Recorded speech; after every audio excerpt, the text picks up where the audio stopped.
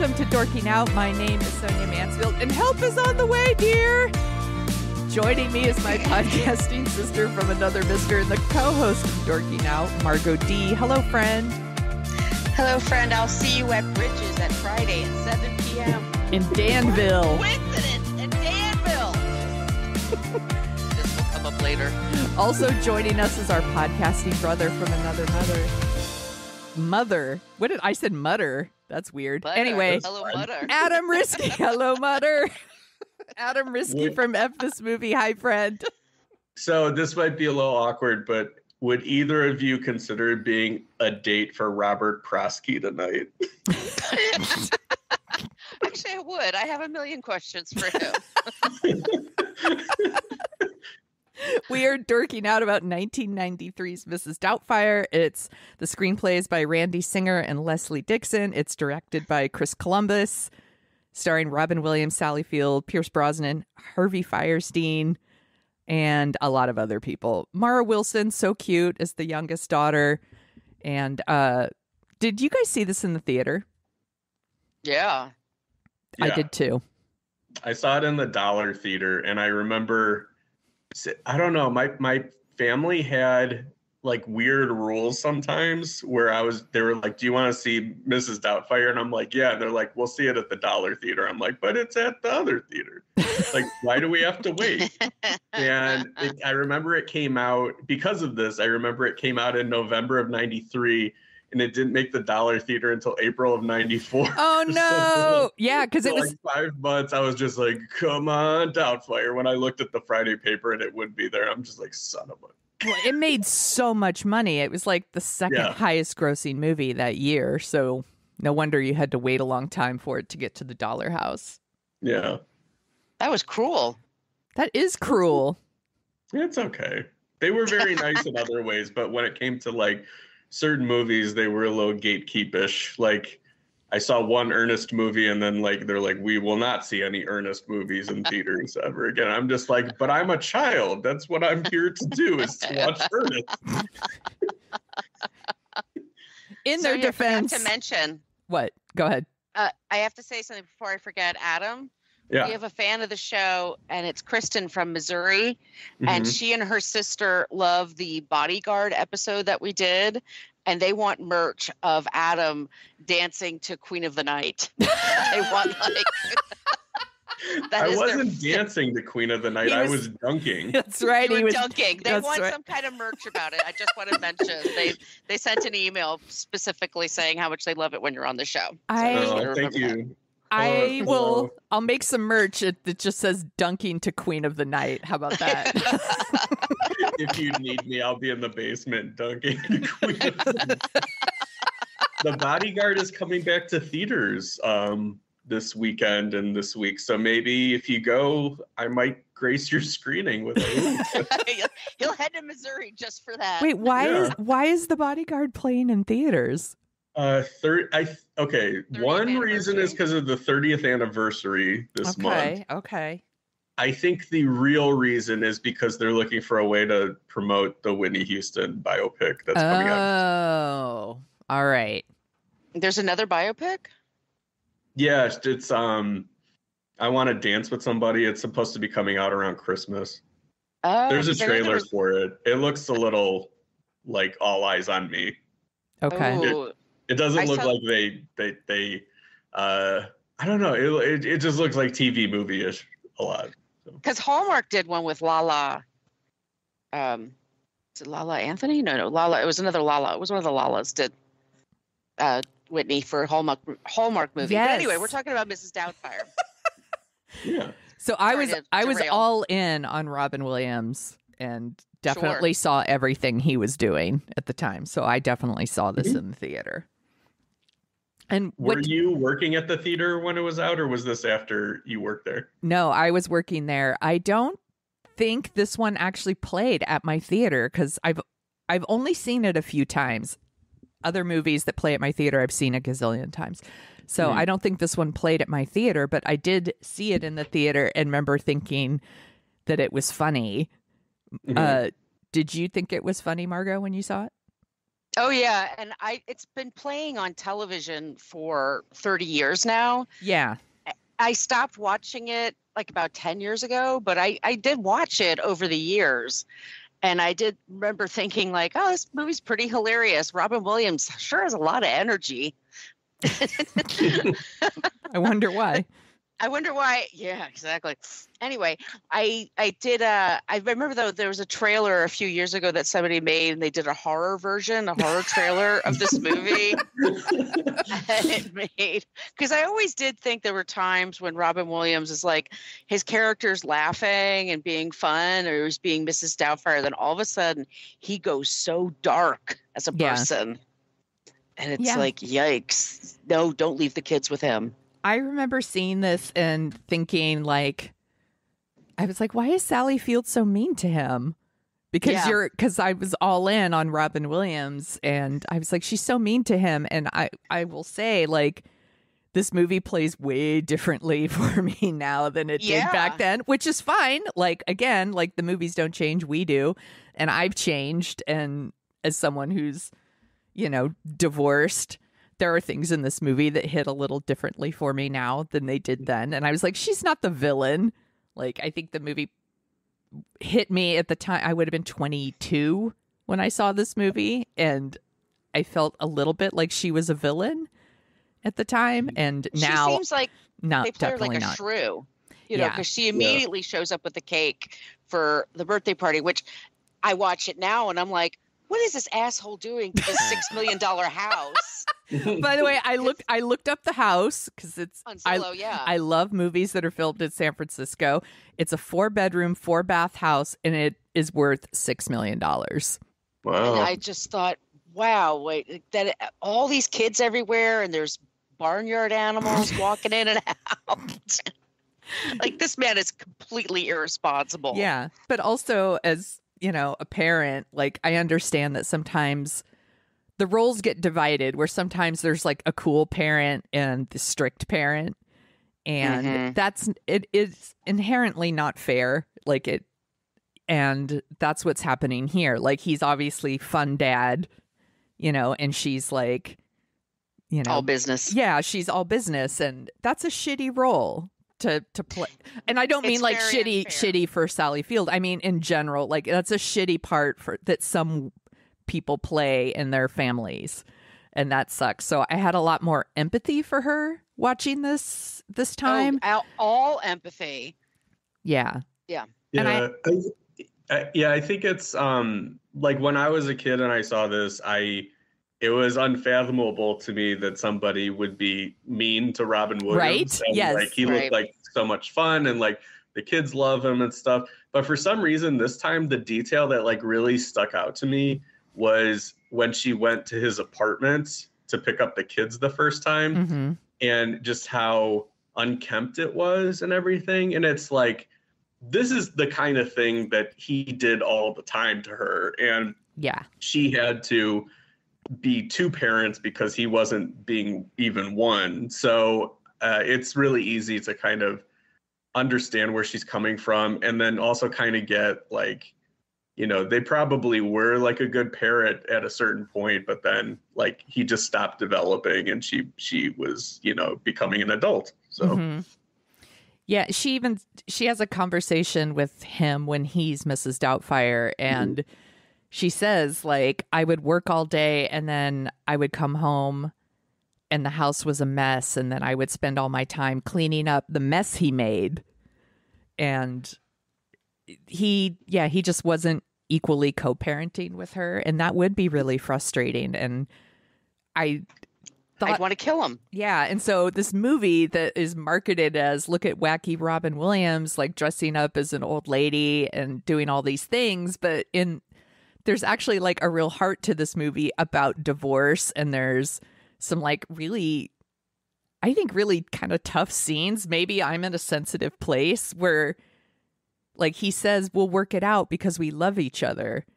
And like the look on her face is like, she realizes, I don't love him anymore. And I was like, oh, that's so shitty, you know? And that's when she's like, I want a divorce. And I'm like, oh, it's so icky and hard. And it's in this like wacky comedy where he's like, and now I'm going to dress up like an old lady and dance to Dude Looks Like a Lady. And there's this like very serious divorce stuff in here. Well, he's dancing to Jump Around.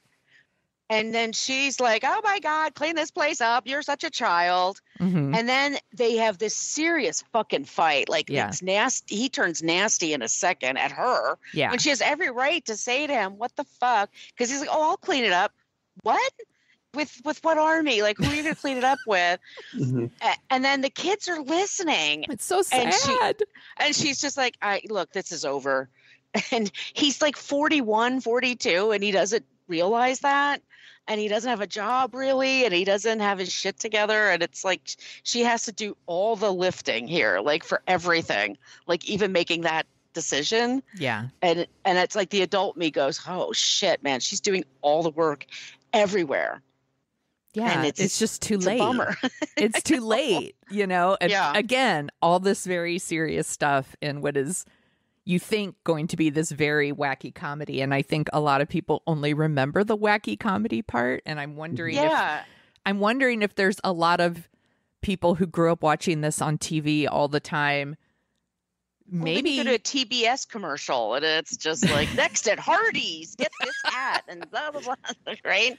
And then they show Robin Williams at Hardee's with a sideways cap dancing with his around. And they really mess up the lyrics. Like, I'm like, oh, they don't mess up, they don't mention John McEnroe or anything. I really like that the movie is built on an actual story. Yeah, or like an actual plot. Totally. Like, because a lot of comedies, especially now, it's like they can't be bothered with telling a story. It's just like, we've got the funny people and they're going to do the funny things. And the thing I like about this is part of the reason why it's funny still, and it's not so much like his impressions or his bits and stuff like that, but it's just like these are thought out characters, and like some of the behavior is funny and some of the stuff like that. Like, I like when he gets caught in moments where he could be found out and he has to kind of like come up with stuff on the fly. Like the one that I was drunk last night when I was watching it, so maybe this is the reason. Maybe this is the reason. A little real talk. Yeah, but when she says like, oh, when he's pretending to be Mrs. Doubtfire, and as Mrs. Doubtfire, he's talking about his husband Winston, and she's just like, yeah, he was killed by the drink. Guinness truck hit him, so he was literally killed by the drink. So it literally killed him. And I just thought, like, immediately I thought that was funny, but then I thought, like, for a second, just like that's hanging out there as truth, and like Sally Field has to like take her at her word, being like, oh, her husband was killed by a Guinness truck. So I mean, like, there's just like little throwaway things that are funnier to me than like, him being like, back off to a mugger, or like or like them doing like the Barbra Streisand Yentl riffs and stuff like that. Yes. Yeah, I forgot about that. Yeah, that's a long scene. Yeah, there's a whole thing where he goes to his brother's. His brother is Harvey Fierstein, and that's comedian Scott Capurro as his partner. Yeah, and I guess they're makeup artists or something. Yeah. And so they create this. He decides he's going to dress up as a housekeeper and a nanny for $300 a week. For $300 a week, that's a bargain, to spend time with his kids. And this was interesting to me because, well, first he offers to he's like, let me do it, and she's completely within her. She's like, let me think about it, but really, like, he's done nothing to prove to her that he'll be helpful. Right? There's a whole court scene where the judge is like, you have no job. You're completely irresponsible. The cops were called at your birthday party for your 10-year-old. Like, no custody. You see them on Saturdays, no overnights. Yeah. And Robin Williams pouts and has the whole conniption. And I'm going to die if I don't see my kids, which are bad words to say out loud in a courtroom, trigger words. And so, like, for good and sufficient reason, she's like, no, I need to hire someone responsible that I know won't have cows and horses in my living room. Yes, exactly. He's done nothing Right. to prove that it would be helpful to her, or that he would help the kids like get their homework done, or Right. that would help like clean up the place, right? So he basically dresses as this person and then becomes like the husband and partner she needed all along, but as Mrs. Doubtfire. The housekeeper, not the husband. Yeah, thank you. Let's be clear. Yeah. She gets that later. We'll get Yeah. into him. And then, and she has these like real conversations with Mrs. Doubtfire and all these things that like he wasn't giving her when they were married. But it seems so, this time watching it, I was like, this is so strange, because he's watching the kids and enforcing these rules and being like a better parent as the housekeeper, but the kids don't know it's him. So like he's spending time with the kids, but the kids think that they're only seeing him on Saturdays. And I was like, that sucks for them. Yeah. And I also, relate, like, it sucks that like she doesn't want to be married to him anymore, and now he's not going to see his kids as often. That sucks. I get it. But like, he hasn't proven to her that he can be trusted. So it makes sense. It's like she does twice as much work when he's there. Yes. Yeah. Because he also like contradicts her when she's trying to do things. Which you should because he's never fun do. dad. Yeah, he's fun dad. Right. Mhm. But it's, I get it. Like, it's really sucks that like he wants to be with the kids and he can't be with them all the time. That's hard, Sure. but there's ways, obviously he could have gone about it to make things better, but then we don't have a movie and we need him to dress up as Mrs. Doubtfire. So Sure. And Mrs. Doubtfire is fun. she's I like super Mrs. fun. Doubtfire. I love She's Mrs. hilarious. Doubtfire. Yeah, she's hilarious. I do think she's funny. I like his scenes as Mrs. Doubtfire. She's a little weird, but she gets the kids, she gets the trains running on time, and she gets the kids working. And I do like the scene where she's, on the bus where the guy flirts with her, and I like it. I do like the dumb shit, like she scratches her crotch and she gets bugged, and that's smashes her face with the meringue pie. Meringue pie, excuse me. I do like that stuff. I think his physical comedy is great. Yeah. I mean, he's Robin Williams. All that stuff is so, like, he sets his my boob. hot take. Yeah, sets his. Hot take. Robin Williams is great at funny, everybody. Physical comedy. He's really great at that. This was the first time I'd seen a Robin Williams comedy, I think maybe since he passed away. Because I know I've seen Good Will Hunting and like Insomnia, and I saw 1 Hour Photo again this year and stuff, but it was all like kind of his dramatic stuff, and like it was interesting. Like I found it such a comfortable, like it felt like a hug kind of type of watch, and I think some of that has to do with just nostalgia for, it was a movie I watched when I was growing up, and Robin Williams was he was just so on fire at that point because it was coming right off of Aladdin. And the movie even kind of like nods to that with like the opening scene where he's doing, voiceover work and stuff. Yes. But also just like, I texted this to you too. I think Chris Columbus is sort of underappreciated a bit as a director, especially a comedy director. I think that he like is really good at getting like strong, funny performances out of movie stars, and and like kind of melding his style to their persona, and they feel like real movies, and like they're very rewatchable, and sort of like Home Alone is timeless, and like the Harry Potter movies are kind of timeless, and I feel like people treat him sort of as like a journeyman hack director when you can't get this lucky this often. I think he's like just really good. And I think Mrs. Doubtfire is just kind of like, he knows exactly what he's doing. He knows exactly what this movie needs to be. And I found the only things I didn't really like in it this time was just some outdated kind of politics, like just in terms of like how people react to, finding out that Mrs. Doubtfire is a man and things like that and things like that. But, it takes you out of the movie, but like, if you're an educated person at all, like you understand the context of the time and everything like that. So yeah. Yeah, there's definitely some things now that you'd be like, well, that's transphobic, but Yeah, you wouldn't do it anymore. Yeah, it also, like, there's a whole thing where, like, the son walks in on Mrs. Doubtfire and she's peeing standing up. I will say, as someone who lives in San Francisco, I don't even think a kid would bat an eye at that here. Like, there's all kinds of people in San Francisco, and that doesn't even register. Like, I go out with my kid. San Francisco is amazing. I go out with my kid. Sometimes there's just naked dudes. Just dudes walking around naked. My kid doesn't even bat an eye at that anymore. He's like, meh, meh, meh. What happened to his clothes? I'm like, I don't know. He's like, maybe he lost them. I'm like, maybe.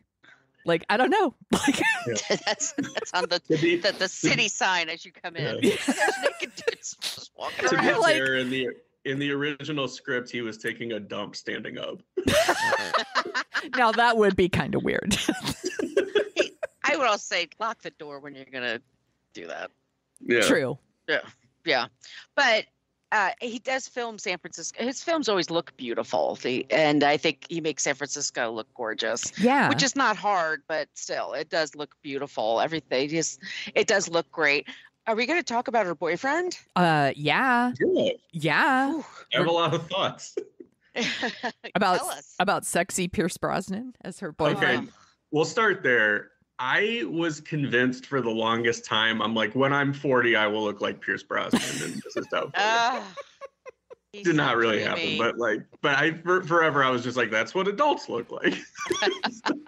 And then two, if you want to see a really funny Pierce Brosnan video, go on YouTube and look up Pierce Brosnan, Robin Hood, Prince of Thieves, because he hosted like one of those promotional specials for Robin Hood, Prince of Thieves, and it's like some of the funniest.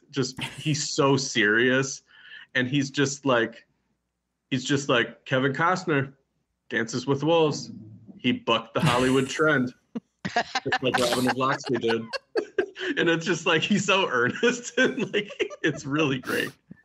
But he drives me nuts in this movie, like just as a character, because he's like Christian Graying the entire family. I have a problem, and I know this happens, and I don't mean to be like, shaking my fist at people who have money or whatever, but just when affection is won over in movies by wealth and privilege, that makes me a little nuts. And I feel like that's kind of his move, is just based. And granted, he's not like a heel. He's never like described, he never like, does anything mean to anybody or anything like that. He seems like an earnest, genuine person who just reconnected with somebody and hit it off. But I don't know. It's just like, come to my club and like watch me jump, come out the water, and like we're going to bridges and stuff like. I don't know.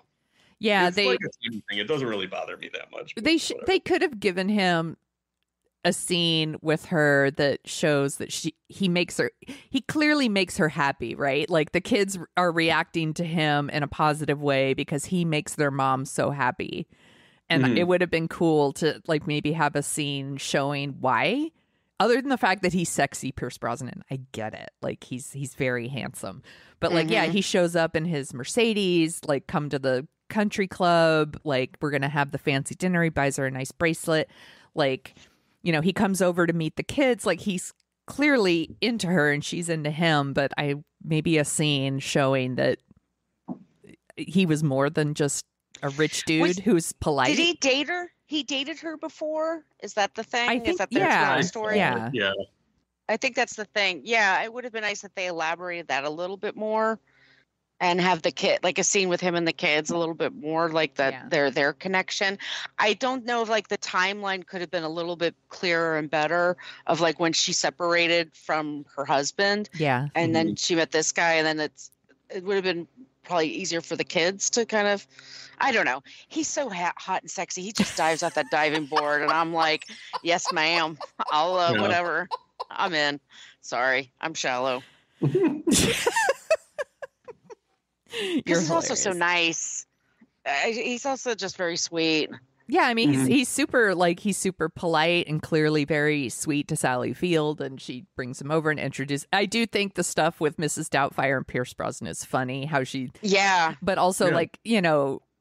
Doubtfire trying to talk Sally Field into celibacy and like all this, like and trying to like put her in the like old lady dress and all, all of that stuff is, I think, pretty funny. Yeah, it is pretty funny. I mean, it's yeah, whatever. Yeah. Would you watch Robin Williams' dinosaur show? No. No.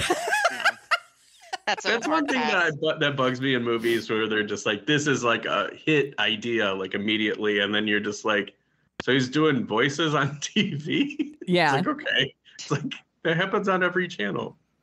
So he is working at a television station that's KTVU. KTVU! Here in the Bay Area.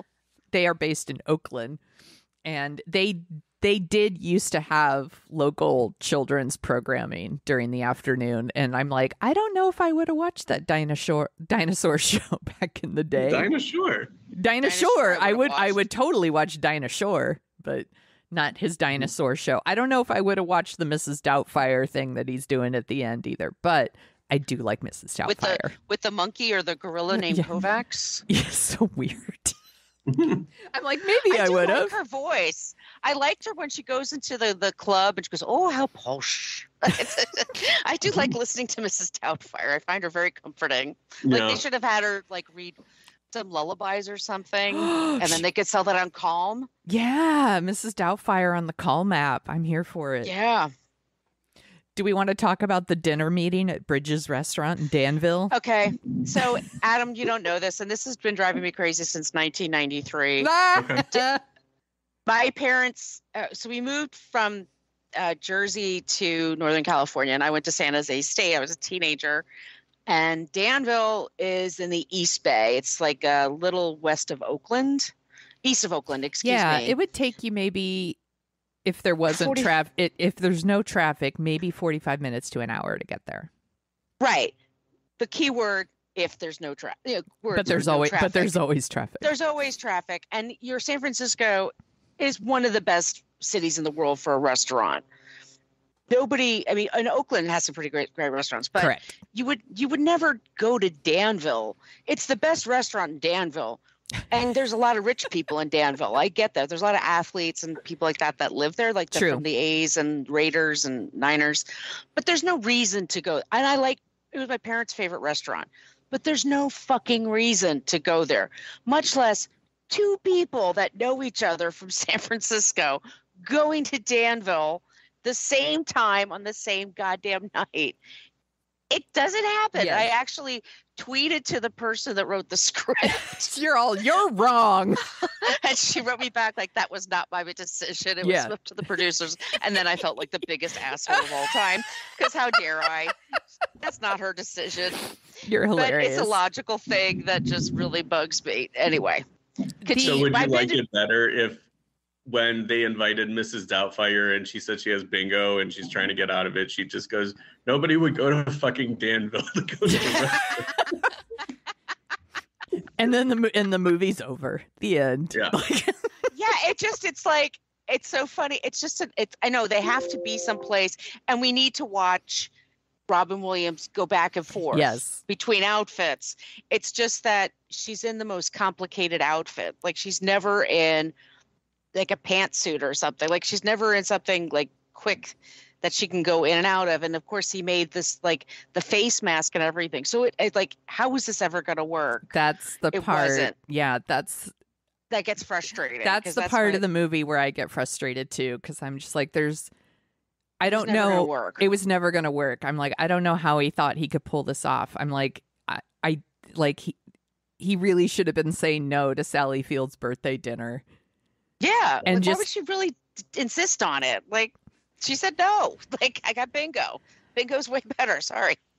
But we need it, right? We have to do it. He was going to be there anyway at the same fucking time. He couldn't say no to it anyway because he was going to be there.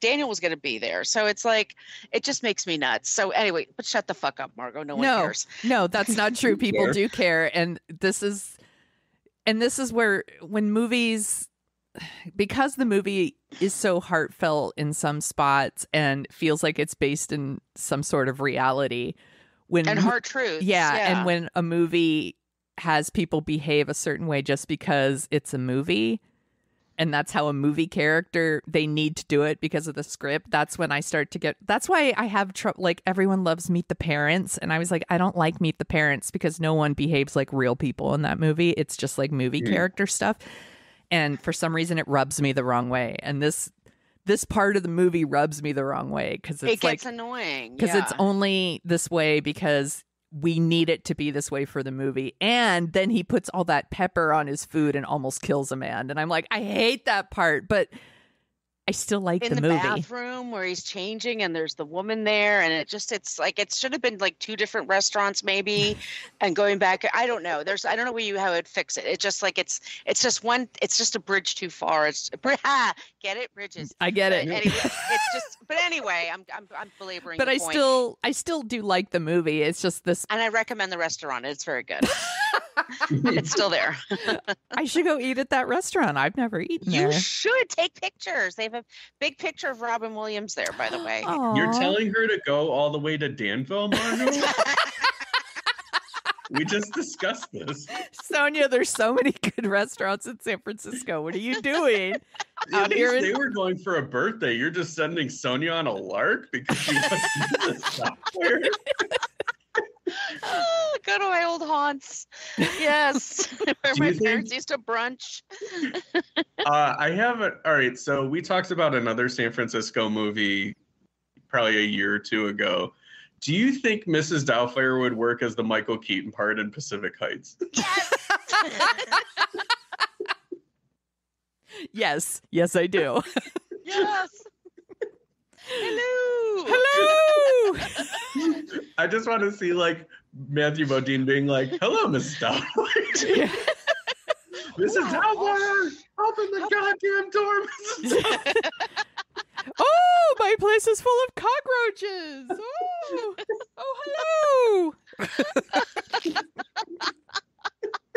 He's all fighting with Mrs. Doubtfire, like punching her out.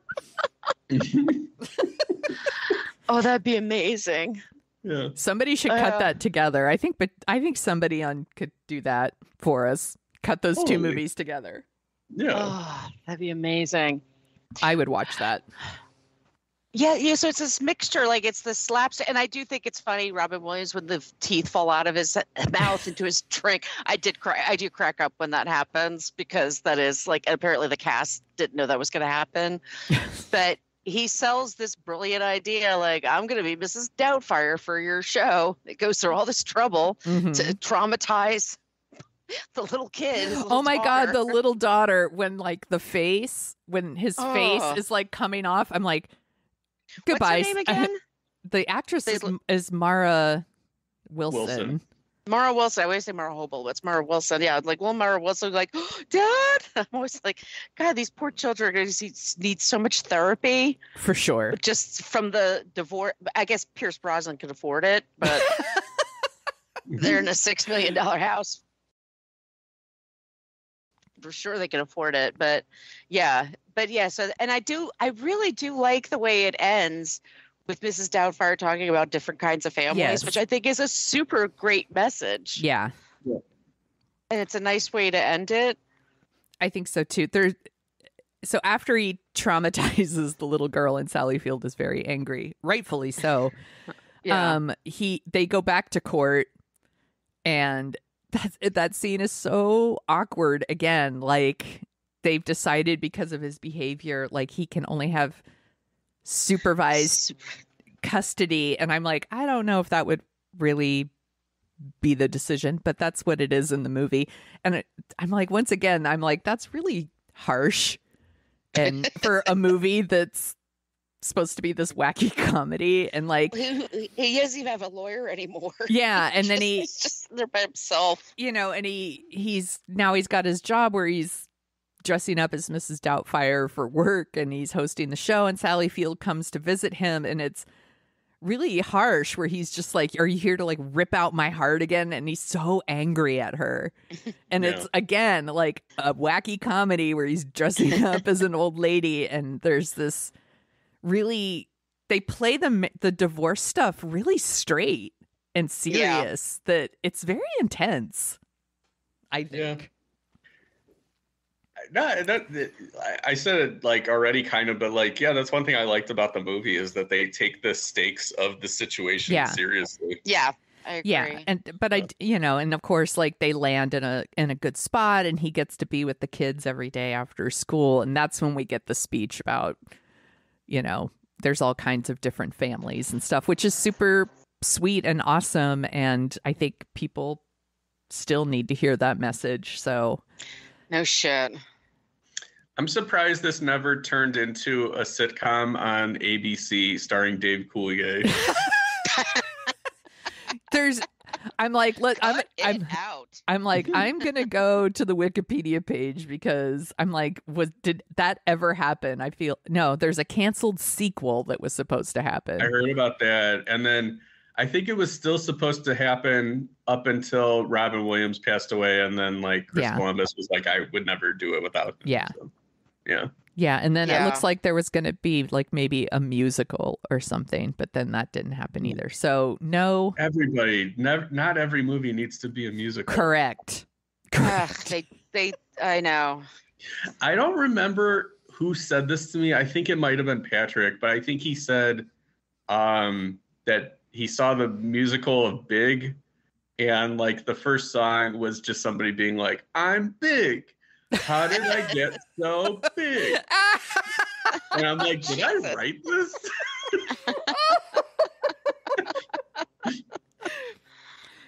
One of my favorite episodes of F This Movie Ever is Margo and Patrick talking about Big. Oh, it's so good. Margo's like the Tom Hanks assassin on F This Movie. Like I don't agree with her take on Big or You've Got Mail, but I always look forward to those episodes because I'm just like, oh, she's here to take down Hanks. She loves Tom Hanks. She loves him. I love him. It's just sometimes those, Well, they're 90s comedies. They had like such weird politics as we're learning. That's the thing I'm talking about. But it's Margo though that first pointed out when I was listening that the whole time he's gone, the mom thinks he's kidnapped, and it's like, like how horrifying for her. It's like, what a fucked up movie. Mm-hmm. I was trying to think of the movie. Good. It's the Woody Allen movie. It's with John Cusack and Bullets Over Broadway. Yeah, I saw that on Broadway. And at the it's a good first act and it's a terrible second act. And at the end of the show they saying, yes, we have no bananas. We have no bananas today. And they do like 8 choruses of it. And you want to punch people when they're done. It's the worst thing. And Woody Allen was in the theater at the time. Ew. Like in the corner. Oh, it was just holy shit. Ew. Yeah. Ew. Yeah. Ew, you're right. I saw Clue the musical once in Chicago on a field trip in junior high.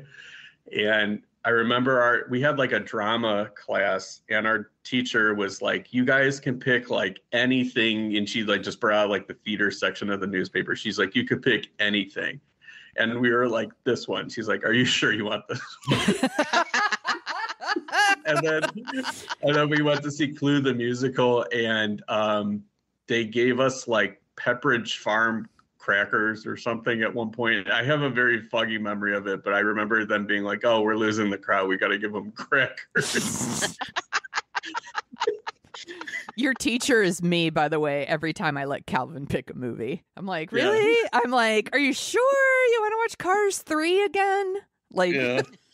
But he's on that disaster movie kick. I thought that was, so he's on a decent run. Yeah. It every once in a while the disaster movies come back up, but lately it's been Toy Story 3 and Cars 3, and I'm like, again?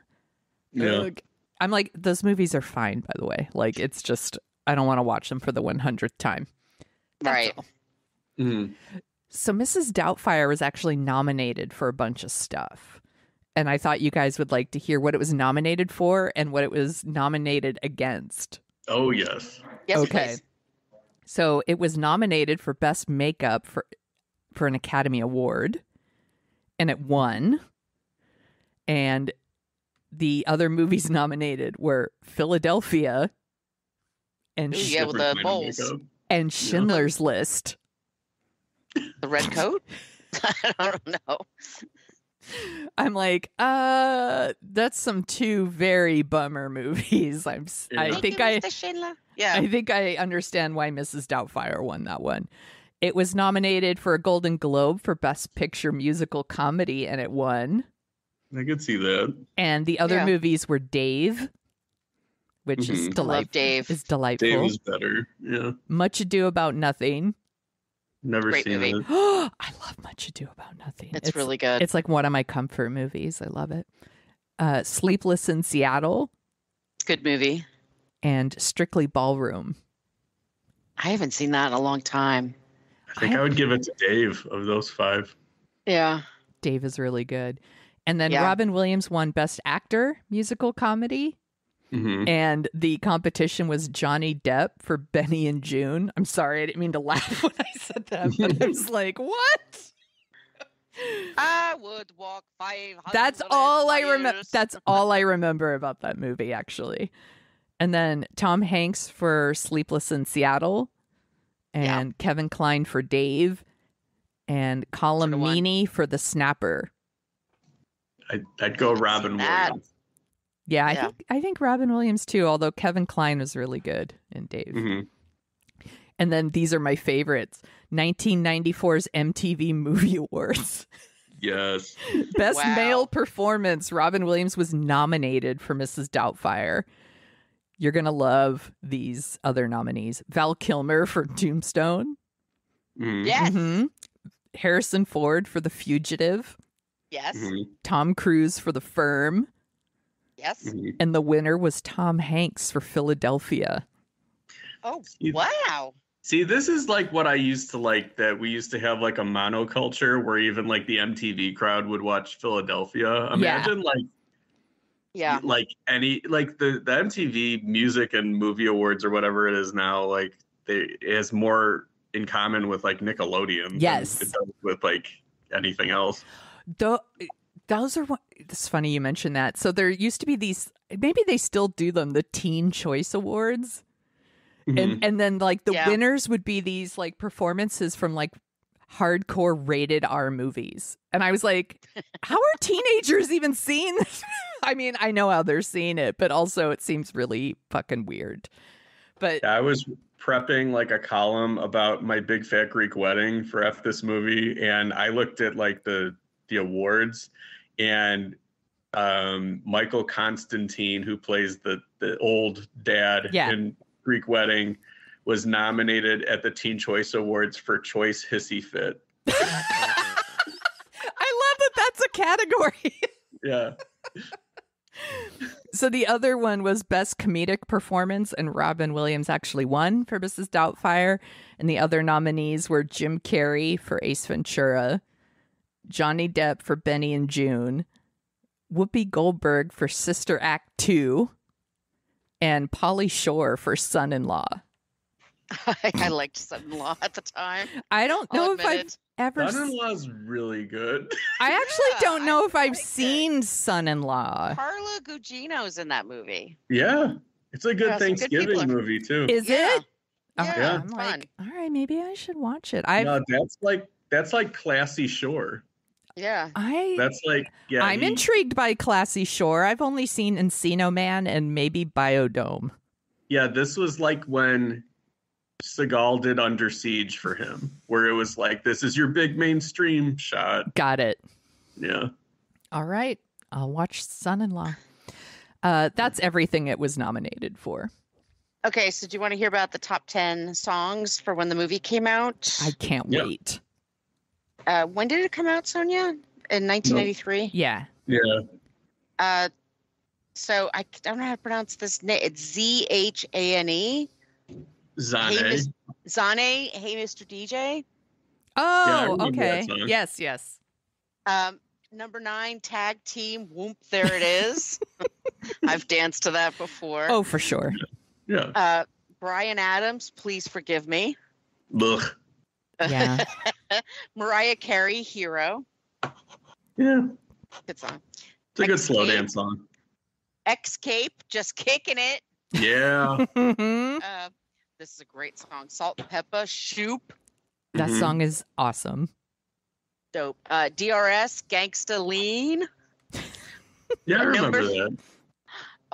Number 3, Ace of Base, All That She Wants. Jesus, great song. You couldn't get away from Ace of Base back in the day. Number 2, Janet Jackson, Again. It's a great song. I love Janet Jackson. And then Meatloaf, I'll do anything for love, but I won't do that. Couldn't escape that song. No. I still love to make fun of that song, even though I like it. Just, I'll do anything for love, but I won't do that. Not that. No, not that.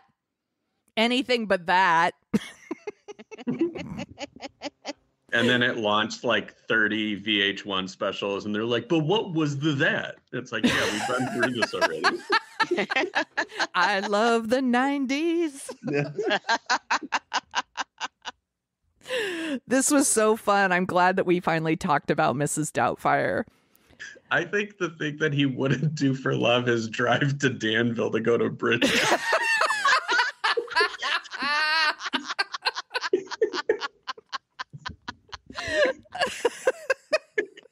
I wish I could end it right there, but we need to do our stuff. Adam, where can people find you on the internet? I write and do a YouTube series and podcasts at fthismovie.com. That's the letter fthismovie.com. And then I'm on Twitter at Risky Adam. For now, who knows what's going to happen to Twitter?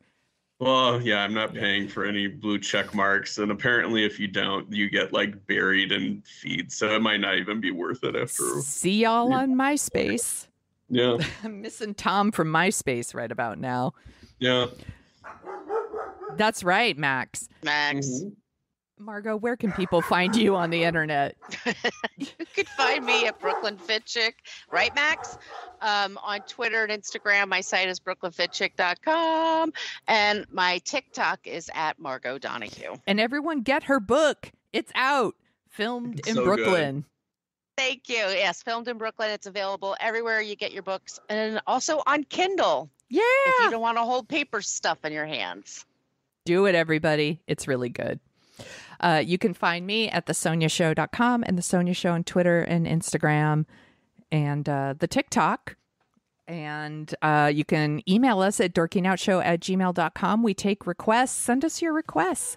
Or you can email us and ask for stickers. We have lots of adorable stickers. Give us a review and I'll give you a shout out on the show. Thank you, Adam, for coming on to talk about Mrs. Doubtfire. Yeah, thanks for having me. I always enjoy coming on and talking to you both. It's our favorite when you come on. Oh, thank you so much. Hope is on the way.